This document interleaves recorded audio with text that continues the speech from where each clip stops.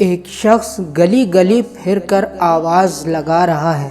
کہ کسی کو بازار سے کوئی سودا سلف منگوانا ہے تو بتا دے۔ کبھی کہیں اور کبھی کسی گلی میں کسی گھر کا دروازہ کھلتا ہے اور دروازے کی اوٹ میں کھڑی خاتون اپنی ضروریات بیان کرتی ہے۔ اگلے دن وہی شخص گلی گلی گھوم کر گھروں میں خط پہنچا رہا ہے جو روم اور فارس کے محاذ پر جہاد میں مصروف سپاہیوں کی طرف سے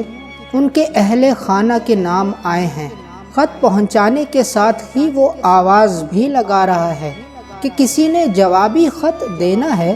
تو لکھ کر فلاں تاریخ تک میرے حوالے کر دے کہ فلاں تاریخ فلاں محاذ پر قاصد نے روانہ ہونا ہے۔ آواز لگانے والا ساتھ یہ بھی آواز لگاتا ہے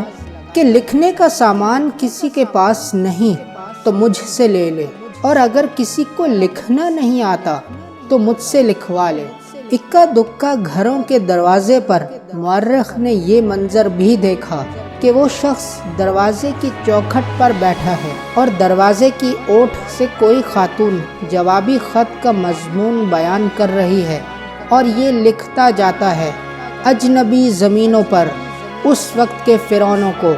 ناکو چنے چبوانے پر مجبور کرنے والے مجاہدین کے گھروں میں روزمرہ ضروریات کے مطابق سودا سلف پہنچانے والا، ان مجاہدین کے گھروں پر ڈاک پہنچانے اور ڈاک کا جواب محاذوں کی طرف روانہ کرنے والا، یہ شخص کوئی اور نہیں بلکہ ہمارے پیارے صحابی امیر المومنین حضرت عمر بن خطاب رضی اللہ تعالی عنہ تھے۔